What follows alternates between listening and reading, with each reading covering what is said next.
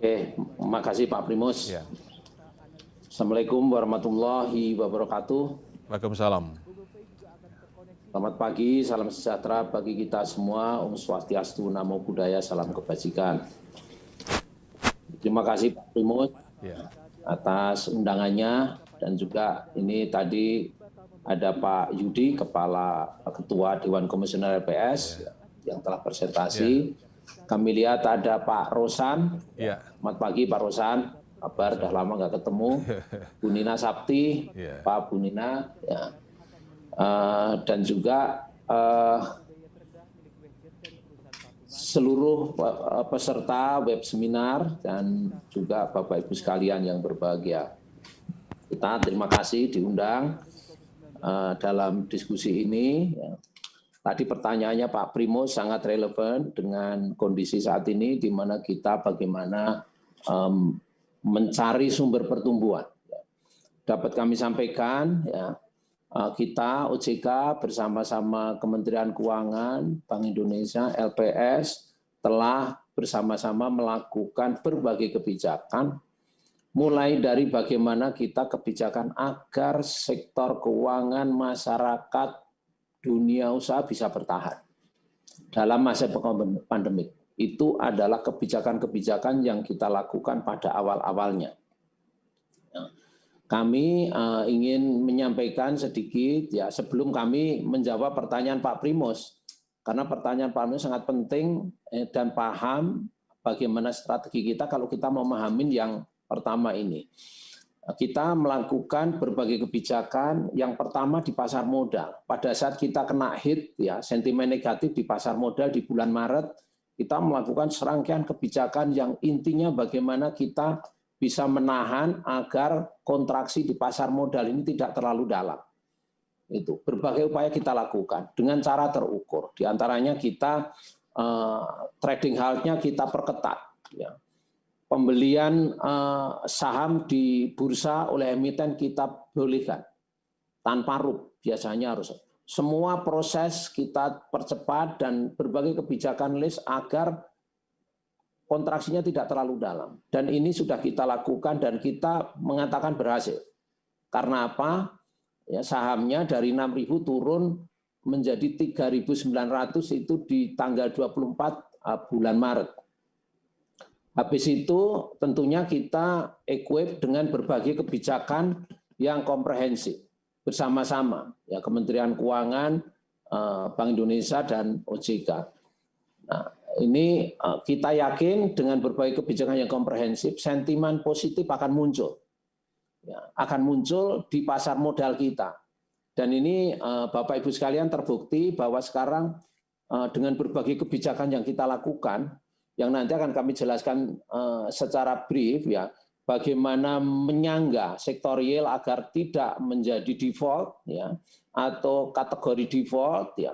Bagaimana balance sheet perbankan sektor keuangan bisa bertahan supaya kita tahan dengan POJK 11. Ini semua kebijakan-kebijakan yang memberikan satu keyakinan dan confident sektor real agar suatu saat dan segera bisa bangkit. Karena kalau enggak, mereka harus diklasifikasikan menjadi default dan balance sheet perbankan terganggu dan akhirnya perbankannya menjadi bermasalah. Ini kita hindarin dengan POJK 11 kita tahan. Nah, dan ini apabila ada debitur yang kesulitan masukkan POJK 11, kita restructure kategori lancar. Dan ini sudah 931 triliun masuk situ dan trennya sudah relatif tidak ada perubahan. Jadi ini harapannya semua sudah masuk situ yang memang memerlukan support POJK 11 ini. Sedangkan kredit kita adalah 5.500 triliun, ini adalah 930. Ini roughly sekitar 20%, less than 20%. Jadi ini adalah situasi sekarang, tinggal bagaimana kita pengusaha-pengusaha ini kita dorong supaya bangkit, dan bangkit. Nah, UMKM sudah kita lakukan berbagai kebijakan dengan pemerintah, diantaranya subsidi, penjaminan, dan berbagai macam kemudahan kita berikan kepada UMKM, dan juga korporat, ya. Korporat ini memang harus treatment tersendiri karena penjaminannya juga ini akan size-nya gede, dan ini semua masih kita dalam proses bagaimana mempercepat recovery dari korporat ini. Ini kita berhasil, NPL kita hanya 3,15 ya, dan juga balance sheet perbankan oke, meskipun untungnya turun, nggak masalah. Ya.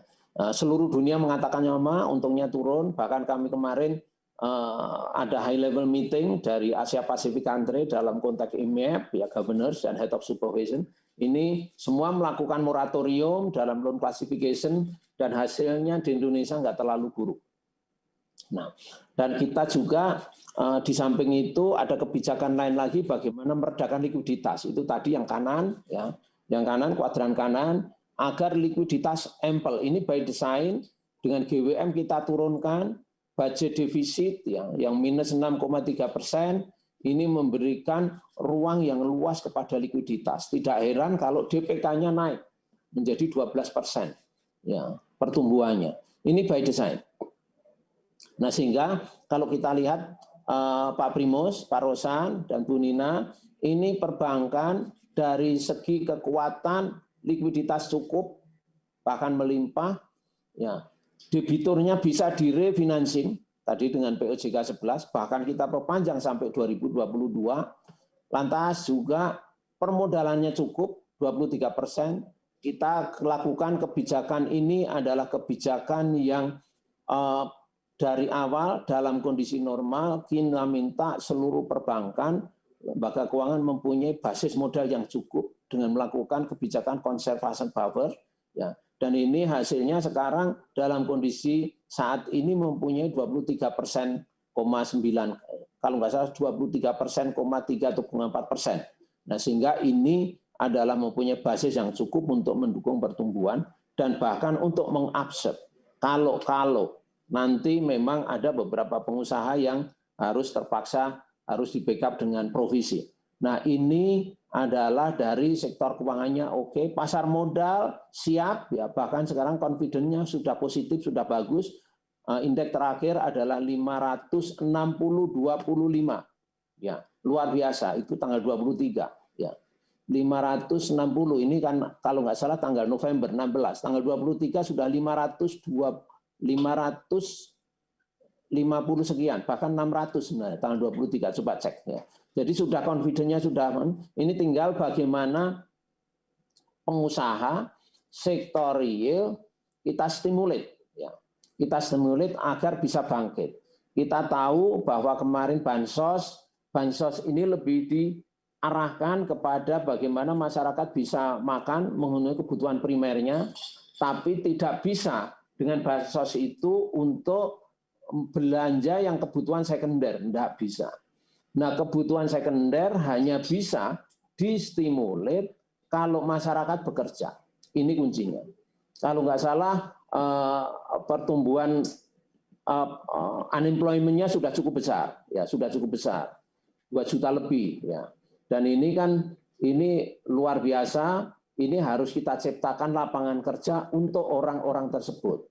Kalau menunggu sektor-sektor yang pada saat ini betul-betul terimbas COVID, itu akan lama, Hotel berbintang, ya akan nunggu orang bisa nginep dulu. Ya.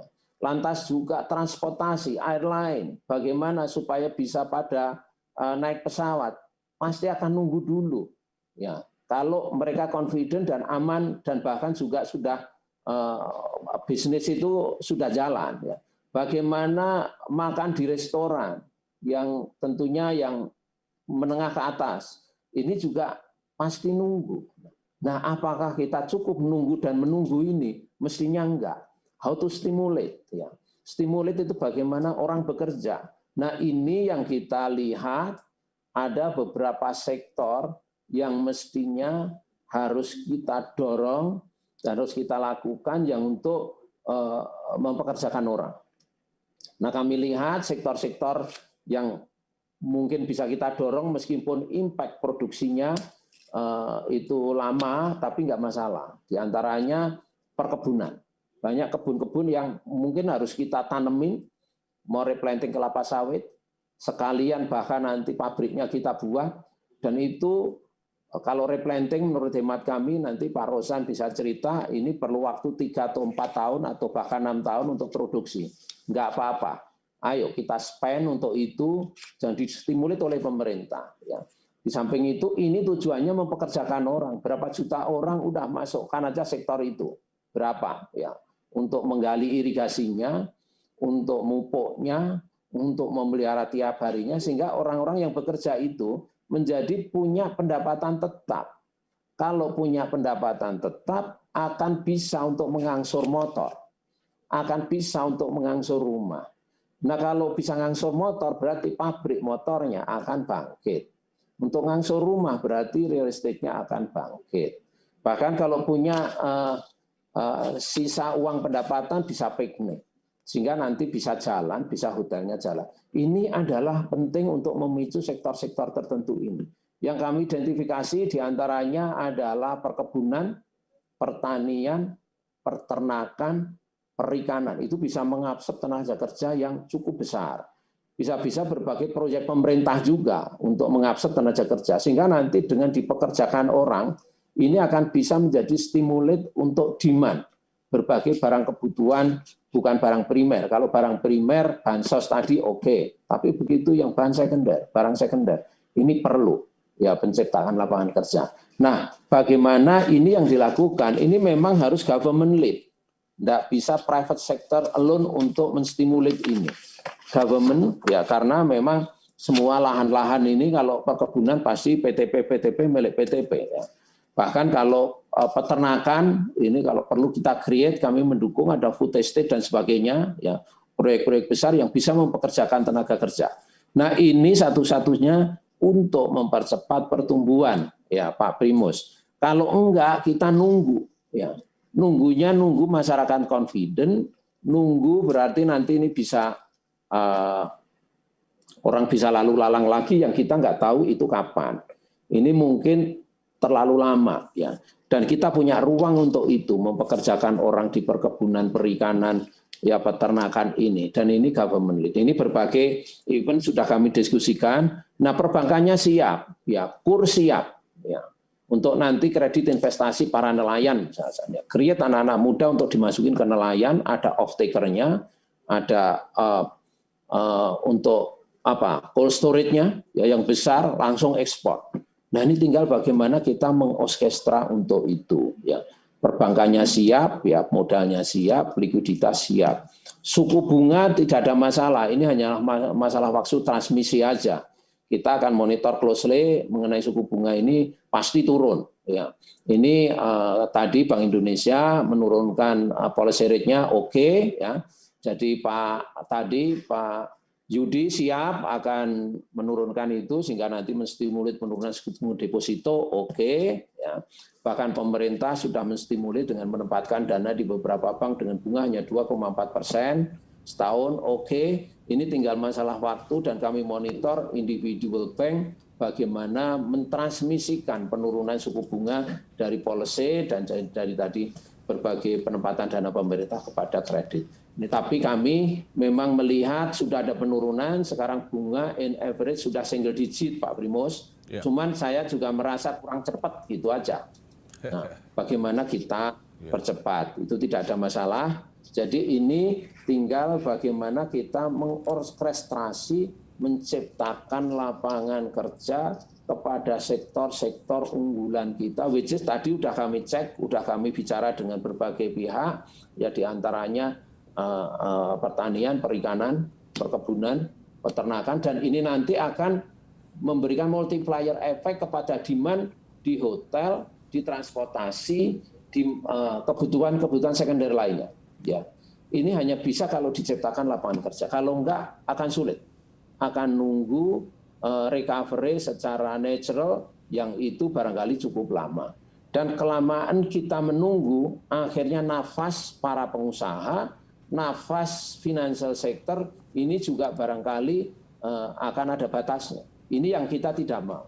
Harus percepatan sehingga tax line percepatan pertumbuhan menjadi sangat penting. Nah sehingga nanti kalau ini kita lakukan di 2021, 2022 ini otomatis akan fully recover. tadi kita bisa hitung, ya, sekian juta harus dipekerjakan, kita akan mengenerate demand berapa, multiplier di perumahan berapa, semen berapa, di manufacturing berapa, sehingga nanti di makanan minuman tentunya juga akan tahu. Nah ini yang konsep yang harus kita diskusikan dan kita lakukan. Kami yakin ya dengan lakukan itu pasti di 2020 akan bangkit. 2021 mohon maaf akan bangkit, apalagi 2022 ya. Nah kami rasa meskipun tanpa itu sudah kami ada beberapa indikasi, mungkin ada beberapa slide diantaranya bahwa credit growth sudah mulai tumbuh ya, positif secara month-to-month, meskipun year to date masih negatif ya, YoY masih positif cukup rendah ya, dan itu pertumbuhan lebih didorong oleh Bank Pesero dan Bank BPD, di mana tadi distimulit oleh pemerintah juga. Swasta kayaknya masih berat ya, dan ini tadi makanya akan kita stimulit dengan berbagai kebijakan penciptaan tenaga kerja tadi agar bisa swasta juga bisa bangkit ya. Dan juga kalau kita lihat pertumbuhan BPD ini di daerah. Jadi di daerah itu mempunyai ruang yang lebih luas untuk tumbuh. Karena di daerah mungkin lebih isolated kena COVID dibandingkan kota-kota besar. Nah ini kami beberapa angka menunjukkan bahwa di daerah prospek pertumbuhannya lebih bagus ya. Dan di samping itu pasar modal kita sudah siap ya, kita dengan mengeluarkan instrumen namanya crowdfunding, fixed income security crowdfunding ya, di mana itu anak-anak muda yang nggak bisa dibiayai dari perbankan karena masih muda, asal dapat SPK bisa mengeluarkan surat utang di pasar modal secara elektronik. Nanti kita, dan ini size-nya tidak terlalu besar, bisa mungkin hitungan 10 miliar ya, proyek pemerintah, proyek lain yang dilakukan anak-anak muda. Karena kalau anak muda minta kredit pasti track record-nya nggak nyampe. Nah ini digitalisasi menjadi penting bagi kita untuk masyarakat bisa akses ke semua tadi. Ya mulai dari lending, mulai dari deposit, penanaman di pasar modal, bahkan lembaga keuangan mikro akan kita digitalkan sehingga nanti ini basis yang bagus masyarakat untuk akses ke keuangan baik sebagai peminjam maupun sebagai investor. Ini luar biasa dan ini kami harapkan dengan berbagai program yang sudah dilakukan pemerintah dalam masa pandemi ini akan kita dorong lagi dengan berbagai kebijakan yang tadi untuk mendorong percepatan recovery. Ya. Mungkin itu Pak Primus sebagai awal dari paparan saya, dan mudah-mudahan dengan cara demikian kita mendapatkan pemahaman yang sama dan juga orkestra yang sama untuk bagaimana menerapkan skenario recovery. Mungkin saya kembalikan ke Pak Primus. Terima kasih Pak Primus. Terima kasih Pak Wimbo. Barangkali saya tanya dulu Pak. Jadi kita kuartal ketiga kan sudah bottoming up Pak, sudah bertumbuh ya. Bahkan kalau Pak Purbaya melihat kalau Q2Q malah kita sudah positif 5% ya. Jadi ini adalah dampak dari kebijakan counter cyclical yang dilakukan oleh OJK, Bank Indonesia dan fiskal. Pak Wimbo, apakah ini kan merupakan dampak ya? Walaupun kita ada PSBB tapi ini ekonomi kita membaik. Apakah ini dampak dari kebijakan counter cyclical itu Pak? Oke. Terima kasih Pak Primus. Dapat kami sampaikan beberapa angka bahwa pertumbuhan itu bisa didorong dari konsumsi, ya, bisa didorong dari produksi. Ya. Untuk dari konsumsi jelas adanya bansos ini, ya, masyarakat yang tidak bekerja mendapatkan pendapatan.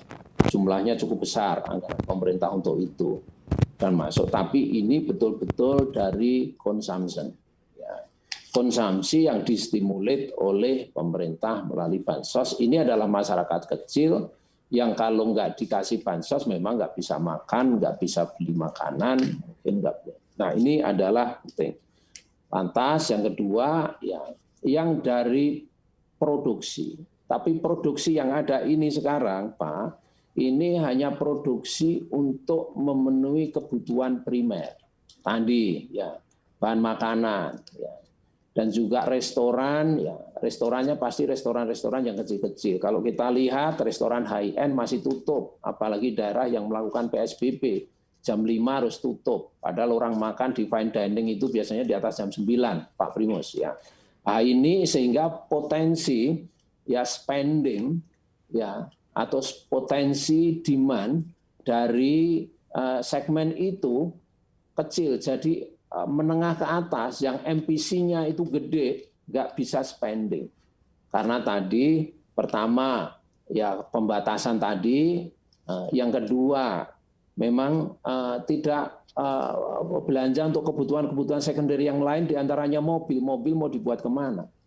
Motor sama, nggak ada yang beli motor. Ya.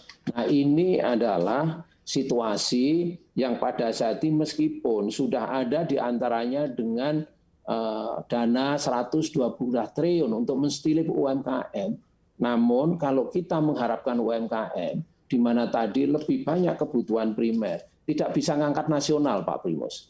Ya kami yakin memang ada positif tadi minus 5,3 menjadi 3,5. Oke, ya. Tapi ini apakah kita mau menunggu begini aja? Menurut saya terlalu lambat, ya. Sehingga bagaimana supaya kita bisa memicu lagi supaya demand yang untuk barang sekunder ini bisa naik. Sehingga nanti bagaimana supaya pertama, ya orang pasti dari bekerja dulu. Selain itu bagaimana penanganan COVID ini bisa membantu juga, mempercepat dan memberikan keyakinan dan protokol penanganan COVID ini. Ya protokol masyarakat supaya bisa lalu lalang dengan aman. Ya sehingga nanti indikatornya adalah dampak dari COVID ini. Ya otomatis kalau itu dilakukan, ya enforcement-nya dengan baik, ya meskipun kita lalu lalang, tapi ya aman gitu. Sehingga nanti kita bisa naik pesawat lagi, bisa piknik lagi, bisa ini lagi, dan itu juga lebih penting daripada PSBB. Nah, tapi ini memang debatable. Bagaimana mengkombinasikan ini tidak gampang.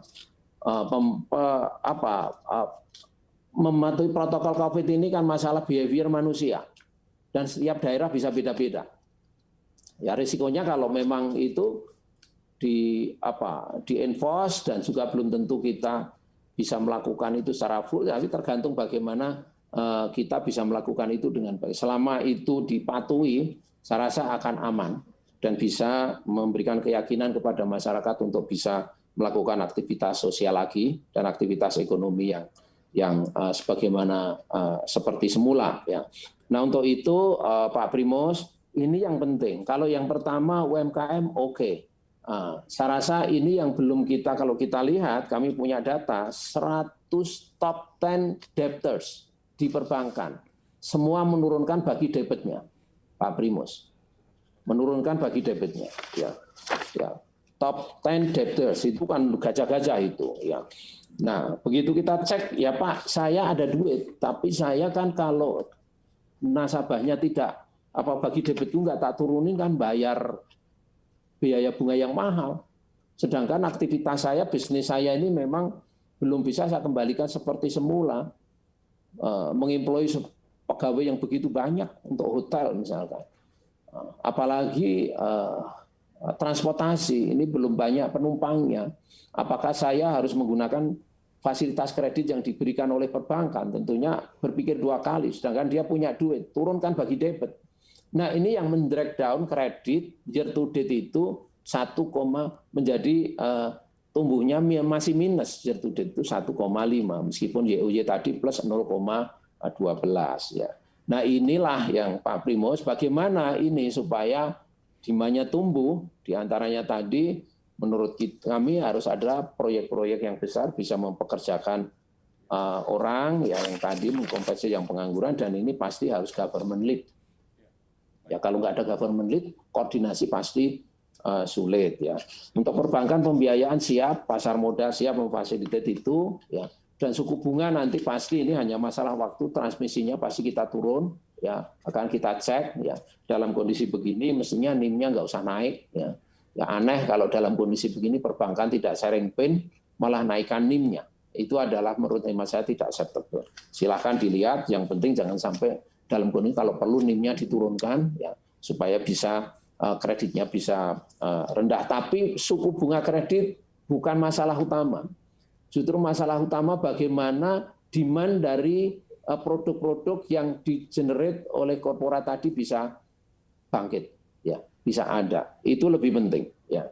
Nah untuk itu sehingga kami menjawab pertanyaan Pak Primus, apakah tadi ada iya itu adalah kalau nggak ada kebijakan ini mana bisa pertumbuhannya meskipun minus bisa lebih kecil. Ya. Kami yakin ini akan tetap lebih kecil lagi di akhir tahun ini, kami yakin itu, tapi kita sebenarnya punya ruang untuk mengungkit lebih cepat lagi dengan tadi kita bagaimana mempekerjakan orang, sehingga orang yang bekerja tadi bisa menjadi sumber dari permintaan barang-barang sekunder, ya. Bukan hanya untuk makan, minum, tapi untuk motor, untuk anak sekolah, untuk nanti mobil atau rumah, sehingga nanti sektor realnya tadi mulai dari semen, hotel, transportasi bisa bangkit. Yang itu adalah skenario yang mestinya harus kita prioritaskan on top dari berbagai hal yang sudah dilakukan sampai saat ini. Jadi itu Pak Primus, ya. Jadi jawabnya ya, itu ada dampak dari kebijakan kita. Tapi ini belum nendang Pak Primus. Kita mestinya kan lebih gencar lagi untuk supaya ini korporat. Saya concern di korporat. Ya mungkin Pak Rosan bisa cerita banyak. Ya tentunya meskipun korporat itu dari segi splay mungkin suku bunga, penjaminan ada, tapi korporatnya Pak ini yang nginep belum ada. Oke lah, kita cari sektor yang bisa tumbuh, yang bisa menimbulkan multiplier tadi. Menurut hemat kami, ya perkebunan, pertanian, peternakan, perikanan, bahkan mining. Nah, tapi tentunya itu semua harus ramah lingkungan. Dan kita perkebunan bukan hanya kebunnya, tapi juga hilirnya kita pikirkan, juga masalah mining, juga hilirnya kita, smelternya kita pikirkan, bagaimana bisa mempekerjakan orang banyak. Semua bisa kita hitung. Dan harus betul-betul ini terkoordinasi dan terkonsentrasi, orkestranya harus bagus. Mungkin itu saya Pak Primus, mudah-mudahan bisa menjawab.